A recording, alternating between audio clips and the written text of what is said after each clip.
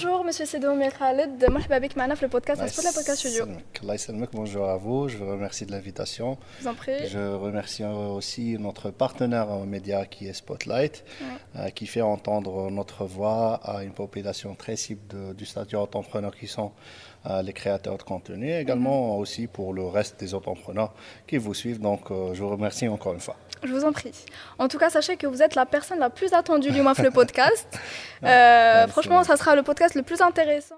Monsieur Sedoumi, احكي لنا اليوم على les nouveautés تاع هذا le statut de l'auto-entrepreneur. D'accord, on va en parler des nouveautés, mais d'abord un petit récapitulatif sur Bien ce sûr. qui c'est l'auto-entrepreneur. Donc, c'est un nouveau statut inauguré en janvier de l'année dernière, de 2024, et qui concerne les gens ou la population qui ont un service, une activité de service ou une prestation de service ou la les freelancers dans différents domaines. Donc, Exactement. on a 7 domaines d'activité, notamment le domaine numérique qui fait presque la moitié des inscrits.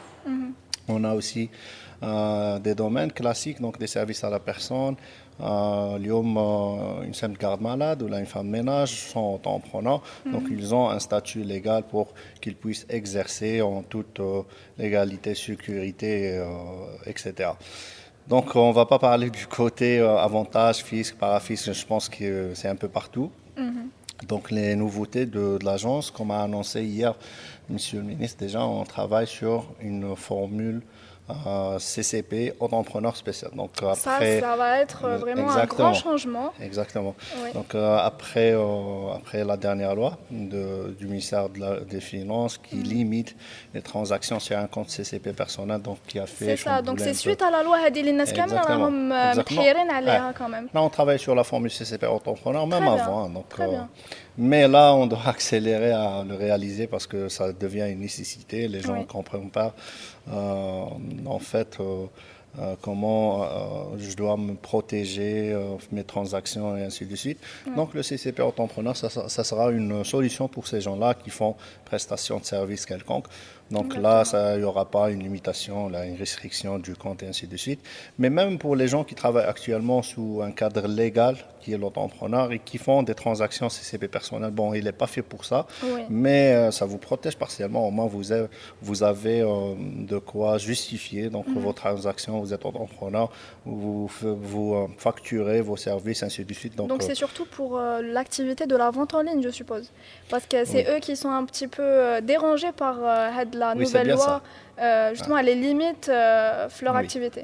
D'ailleurs, pour qu'on fasse un peu la part des choses, en ce qui concerne la vente en ligne, le e-commerce, donc le e-commerce, c'est un commerçant après tout, donc c'est quelqu'un qui a son registre commerce, mais il y a plein d'activités relatives à l'e-commerce, donc il y a les marketeurs, les analystes de vente, les gens qui vous fassent une campagne de sponsoring, un créateur, un concepteur de plateforme e-commerce, ainsi de suite. Hadouma, c'est des entrepreneurs qui font le service pour mon sharika hadith le e-commerce qui est commerçant. Donc même hado, surtout le moussaouiqin, les marketeurs peuvent encaisser des sommes donc mensuelles ou là leur compte. Donc le statut entrepreneur est là pour Aussi, justement les pour justifier et justifier. Donc on a annoncé sur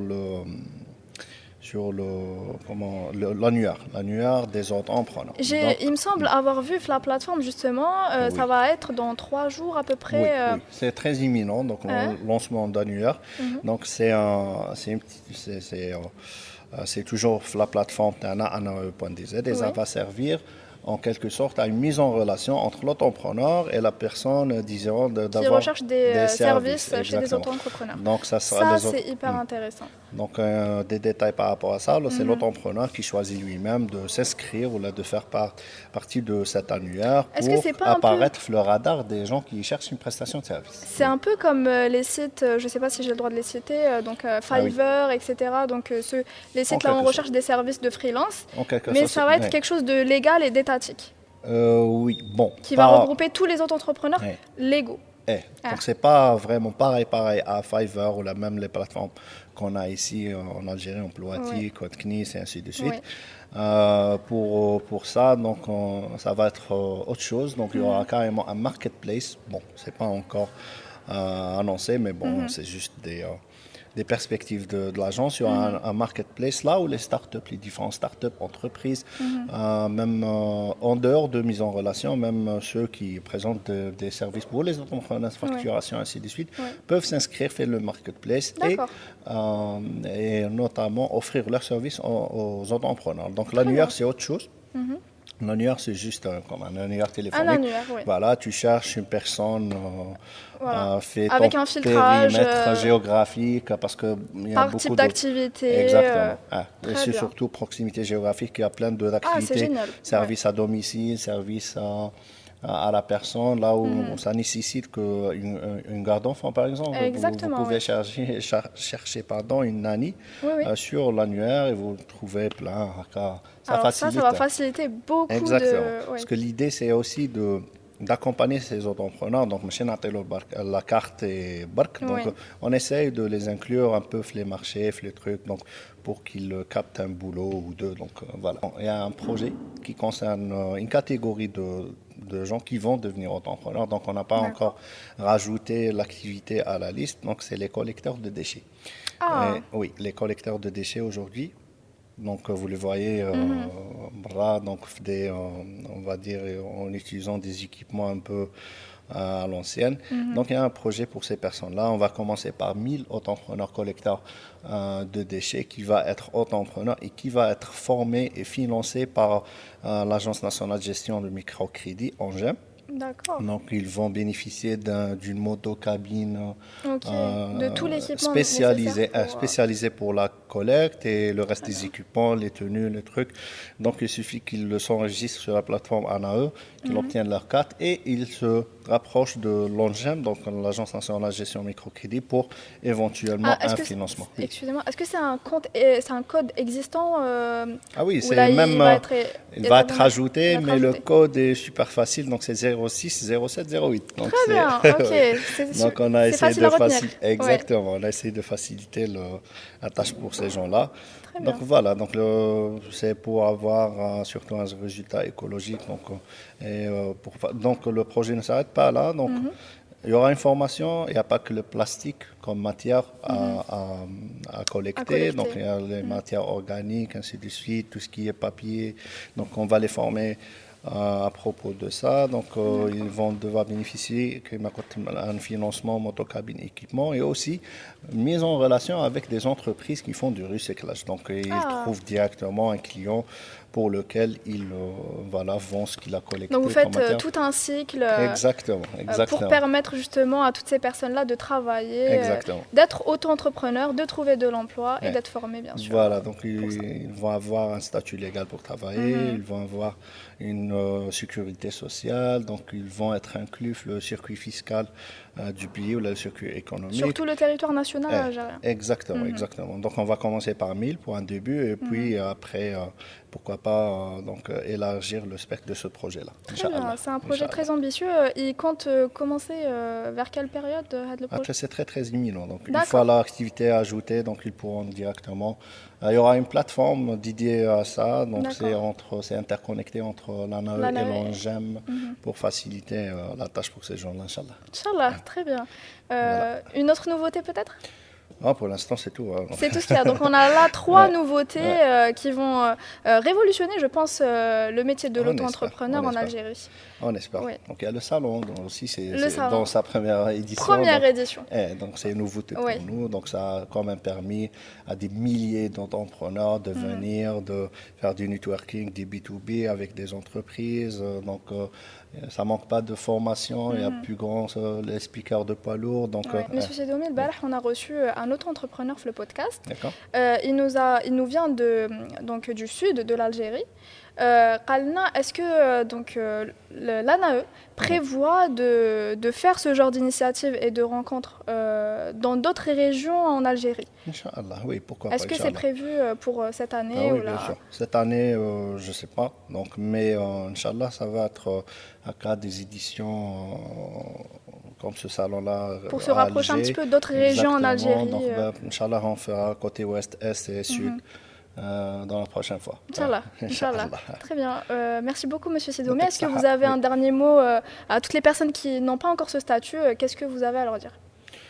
Euh, bon, on essaie toujours de faire des sondages et le problème c'est que les gens n'ont pas entendu parler du statut. ماشي Ah, سمع به وما حبش يدير. Donc il nous reste quand même un sérieux travail de communication à faire. oui. Donc, on essaie de ne pas rater garde les actions de communication, participation aux différents salons, événements et ainsi de suite. Et pour les gens que ce podcast va toucher, donc دخلوا برك ana.dz, vous allez trouver toute information supplémentaire sur le statut et des projets comme là. Donc c'est si vous faites une prestation de service, une activité de prestation et pourquoi pas de travailler en toute légalité. Donc ça vous protège en cas de litige. Vous pouvez attaquer en justice واحد ما خلصكمش, Oui. chose que vous ne pouvez pas faire en travaillant en noir et ainsi de suite. Donc il y a plein d'avantages en adhérant à ce statut-là. Donc il y a la fiscalité, pareil, fiscalité pratiquement réduite par rapport à tout ce qui est commercial, carte artisan, etc. Donc tout cela c'est pour vous faciliter votre entrée au monde entrepreneurial. Donc on commence en entrepreneur et pourquoi pas grandir avec son projet pour devenir une micro-entreprise, éventuellement une start-up, chacun dans son domaine. Mais il faut bien commencer à partir. Exactement, Voilà. exactement. Et c'est le statut entrepreneur. Donc dites-nous, il y a combien d'activités aujourd'hui disponibles pour être le statut?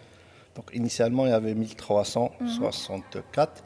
On a rajouté 125 activités, ça fait 1489. Il y aura un rajout aussi donc on a fait un rapprochement avec le ministère de la formation professionnelle. Donc D'accord. il existe plein de formations dans ce secteur-là. Là où ça n'existe pas. Donc, ce n'est pas de l'artisanat. Donc, les gens qui se forment, c'est ou bien ils trouvent un poste salarié ou bien ils restent au chômage. Donc, on va inclure toutes ces activités-là sur le chapeau d'entrepreneur. Et ça, c'est plus d'une centaine. En plus de ça, donc, le comité d'actualisation des activités, il siège. Bon, c'est pas mensuellement, mais c'est des procédures un peu lourdes, mais à chaque fois, on a des activités en plus. Très bien, Voilà, donc voilà. vous avez des projets en commun à venir avec le ministère de la Formation Professionnel, oui, bien sûr. Ouais. Très bien. Donc on va faire un rapprochement parce que eux aussi, ils ont un secteur dynamique, donc les formations, ça ajoute avec, il y a des jobs, là, des activités qui apparaissent, surtout numérique, avec tout ce qui est économie de la connaissance, ainsi de suite. Donc, eux aussi, ils ont une liste dynamique des formations. Là, on va essayer de suivre et donner un statut légal pour ces gens qui se forment. Et voilà. Donc, pour vulgariser un petit peu tout ça, pour les personnes qui nous regardent, aujourd'hui, un citoyen algérien, il va prochainement être formé pour la prestation de service qu'il va fournir et aussi obtenir donc une carte d'auto-entrepreneur pour évoluer potentiellement vers une micro-entreprise. Donc c'est un petit peu le schéma HADA qu'on peut envisager pour quelqu'un qui souhaite évoluer dans son métier. Exactement. Donc, bon, pas forcément. À l'inscription, on ne demande pas d'équivalence. On donne le statut pour que cette personne travaille en toute légalité, mais donc, un demandeur de service peut, à n'importe quel moment, il y a une équivalence de on ne la demande pas. Mais voilà, donc on a des gens, on a des étudiants qui ont fait l'enseignement supérieur, des gens de la formation professionnelle, toute catégorie de... Donc, soit ils sont formés ou pas, donc le statut entrepreneur. Parce qu'il y a plein d'activités qui nécessitent pas vraiment, surtout les catégories de services à la personne, à domicile. Donc, c'est des activités qui s'exercent à cas de façon naturelle. Donc, tout ce qui est service personne de grade malade, on n'a pas besoin de formation pour ça. Donc, mais ça existe. Donc, l'activité, ainsi de suite. Donc, pourquoi pas, on a pensé à eux pour qu'ils puissent bénéficier des avantages de la sécurité sociale, ainsi de suite. Voilà. Très bien. Alors j'ai une dernière question, Bark. Lors de la conférence de Spotlight, donc il y a eu certaines personnes dans le public qui avaient posé une question. Donc Anna, je suis créateur de contenu. Donc un des flacards d'auto-entrepreneurs a de l'activité. Est-ce que nous pouvons par exemple une activité en tant que comédien ou peu importe donc Oui, il peut avoir jusqu'à 5 activités sur une seule carte. La principale est imprimée, les 4 autres en scannant le code QR, mais toujours du même domaine. Donc, donc il faut toujours une activité qui soit du même domaine. Si c'est dans le numérique, il peut être voilà, développeur, infographe, tout ce que vous voulez. Donc, D'accord. et tout ce qui est le septième domaine, qui est communication, il peut être, je sais pas, un truc la production, comédie, machin. Donc ça, c'est toujours Donc il doit cumuler 5 activités, mais qui soient toutes les 5 du dans le même domaine. domaine. C'est pas possible de cumuler deux domaines Bon, différents. on va faire, on est sur plusieurs projets gouvernementaux avec des associations mondiales. Ils nous font des études ACA pour pouvoir jumeler, parce qu'en fait, il y a des domaines là où ça peut s'interconnecter. Donc, D'accord. tout ce qui est conseil, expertise, les services industriels ou là pour les entreprises ou la main numérique, il y a certaines activités singulières qui peuvent se coordonner avec d'autres. Pour l'instant, on n'a pas pu généraliser ou le choix d'activité pour les domaines. Sinon, on va finir avec des fins de ménage développeurs Django, je ne sais pas trop quoi. Donc, c'est un peu compliqué pour l'instant. Après, pour le cas, excusez-moi, des créateurs de contenu, oui. Donc on peut trouver des créateurs de contenu de tout type de domaine, de tout métier. Oui. Donc, un créateur de contenu qui fait de l'humour, donc il est comédien, artiste, peintre, donc peu importe, qui peuvent... Oui. Oui, donc, au moins, ils se demandent si, par exemple, ils fournissent une prestation en tant que créateur de contenu. Ils ont déjà le statut. Maintenant, pour, par exemple, des stand-up ou là, comment ils pourraient facturer les prestations qui soient à l'instant, il faut que ça soit sur le même domaine. D'accord. Donc, on n'a pas trop le choix. Mais éventuellement, il y a la suggestion d'activité. Donc, activité nouvelle ou là, un dédoublement d'activité.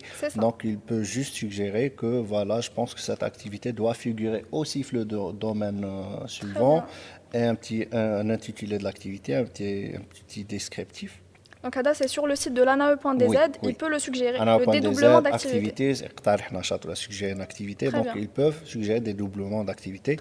Et quand le comité d'actualisation il siège, donc ils chauffent les pour éventuellement ils vont rajouter des activités différents domaines. Voilà. Merci beaucoup, monsieur Khaled Sidhoumi. Vraiment, vous avez répondu à beaucoup de questions intéressantes. Et vous nous avez aussi donné beaucoup de nouveautés ambitieuses pour les citoyens algériens. Merci beaucoup. Merci.